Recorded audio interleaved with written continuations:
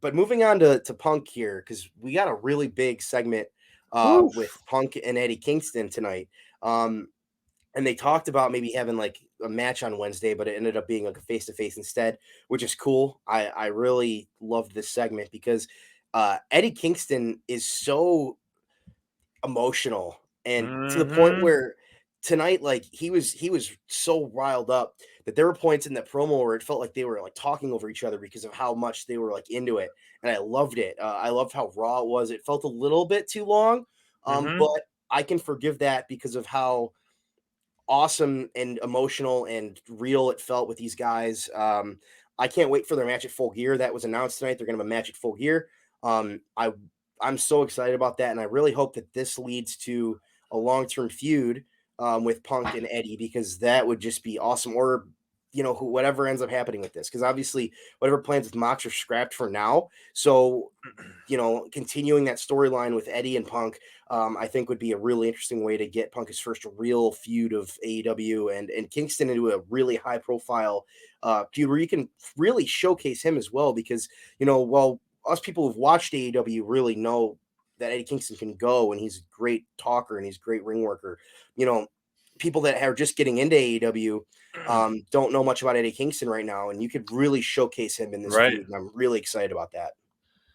Man, this one, they were like I tweeted for us, man. They were throwing some haymakers and they were not holding anything back. It was both guys are pretty intense, Yeah. pretty insane on the mic and speak the truth a lot of times. They break that fourth wall. They're not afraid to pull back the curtain and make it real. And I loved how CM Punk brought it back, how this guy and this guy and this guy were all judging you. We're judging you People because of the that if you potential. watch, if you Yeah. listen, if like the independents, like these guys like so much, and Yeah. it's like, oh man, like these are real big disses right here, and it's really cool. I Oh loved it. yeah, and I mean CM Punk, we're calling him a bum and saying he'll fight him on Dark or Elevation because he's More not his up to that speed, potential. yeah. And then see that Jeez.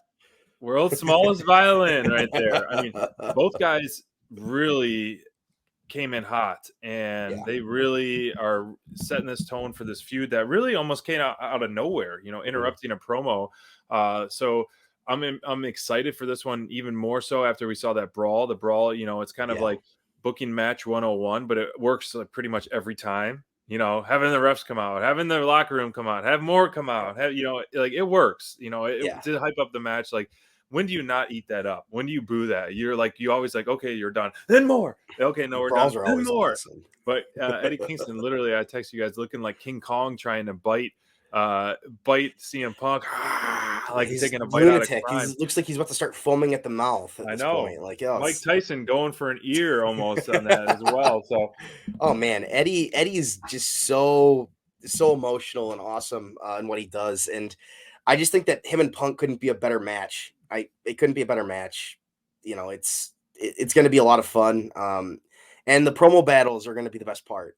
Like right. if this goes on for a while, like I just want these guys to have like, if we're gonna go to like the raw version of wrestling when you have a 30-minute promo to start your show, like put those two out there just every week and just have them go at each other and yell at each other for a half hour. I'm fine with it. I love it. It'd be great.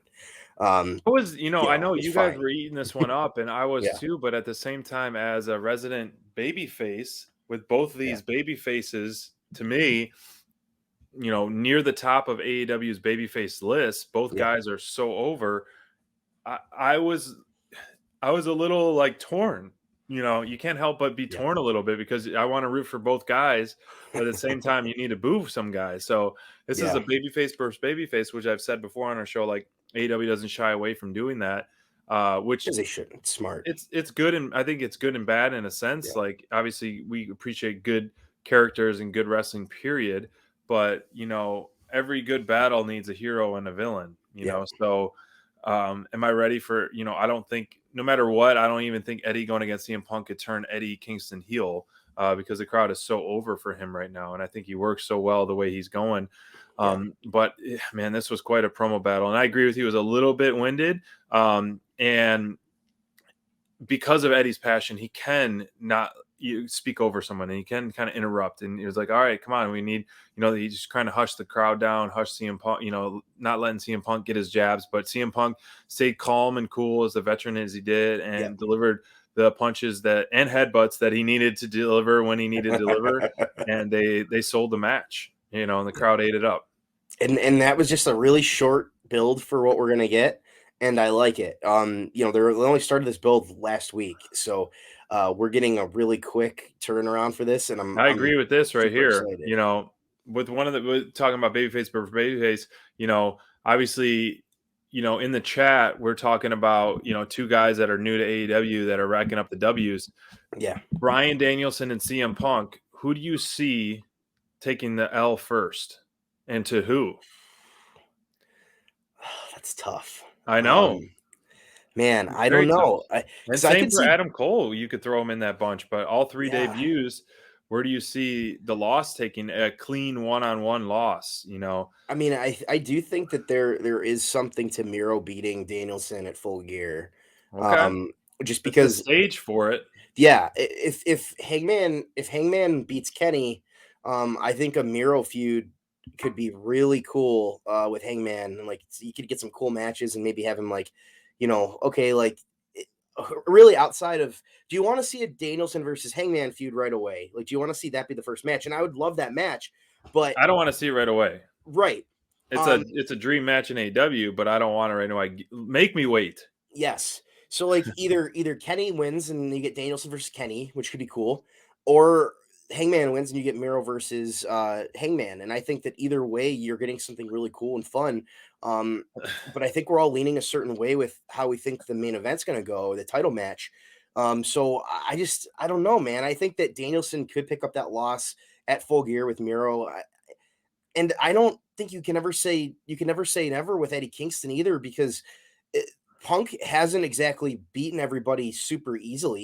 He's had these Right. really good long matches. I think his match with Bobby Fish, he took most of the offense in that match. Sure. And I could see them doing something interesting here with Eddie Kingston, having a long-term story being built out of that.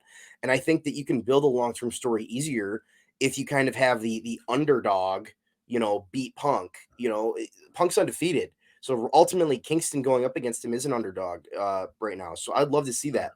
And it's an underdog and a rabid dog with Eddie Kingston, man. So you could see any of that happening. You could justify any of the three guys you mentioned picking up their first loss here pretty soon. I don't think it's going to be an extended winning streak long term for any of these guys. We're not going to get a 15 match winning streak out of any of them, Sure. which is fine. We almost saw Yeah. Adam Cole, We don't need that. lose tonight. So it's I think that it's fine, and I'm excited about the direction that they're all going in right now. So Here's it'll the be thing, cool. like, and I want to get your take on this Okay. before I guess we keep going. The Miro and Bryan Danielson stuff. I'm going, as much of a Danielson fan I am, I could go both ways of Yeah. Miro being added to this tournament because he was very vocal about not being in the tournament, and then just dismantling Orange Cassidy and then going toe to toe with Danielson. But then ultimately, we know he's not going to beat Hangman with the belt. Yeah. So you had that roller coaster, that extreme with that. I could go, okay, I would still kind of accept that in a sense, Yeah. of him losing to Hangman because Hangman was the new champ. But at the same time, if Danielson wins, beats Miro, like then where does Miro go? And then if Right. Danielson goes toe to toe with Hangman and then Kenny kind of screws over Danielson, that would protect Danielson. Like, you don't deserve the belt and blah, blah, blah. You're not the best. You're not all this, like, you can have that. Or even Kenny can screw over Danielson Against in the Miro Miro. match, Yeah. something like that early on. I So I would. think it's a way to Yeah. protect them. Um, but I think just because the amount of sheer content that we're getting out of Danielson, it makes sense for him almost to lose first, at this point, wouldn't it be He's almost got that bad? the padded stats to be okay.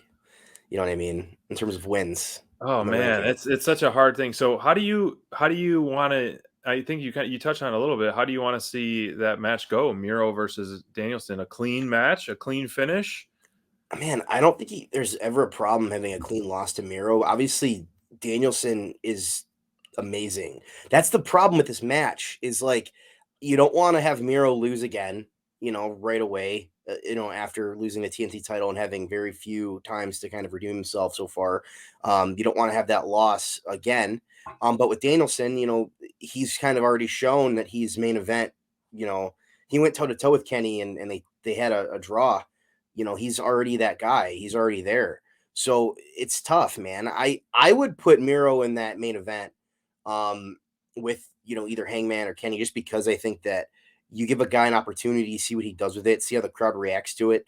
The crowd loves Miro. He'll Yeah, get they that do. mixed reaction, but they ultimately love the guy, and it's because he's so charismatic and interesting and powerful in the ring and so fun to watch.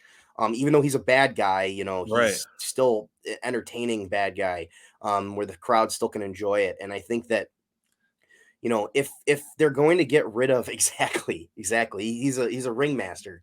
Um, if they're gonna get Hangman away from Kenny early, quickly, if that's what the game plan is, because I really did think Mox was gonna win this tournament. I did. Right. So having him not in this anymore really kind of throws a wrench in this because I ultimately thought he was going to be the guy coming out of this, over Danielson. Sure. Um, and now I'm like, could they throw us through a loop here and continue the heel thing where like maybe the heel still continues, where you get Miro beating Danielson.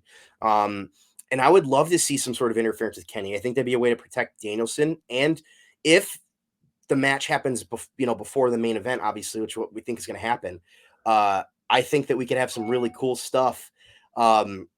Before the match where you get like Kenny's like I'm gonna make sure I don't face Danielson, and then he wouldn't have faced him anyway because he loses to Hangman. I think that'd be kind of funny.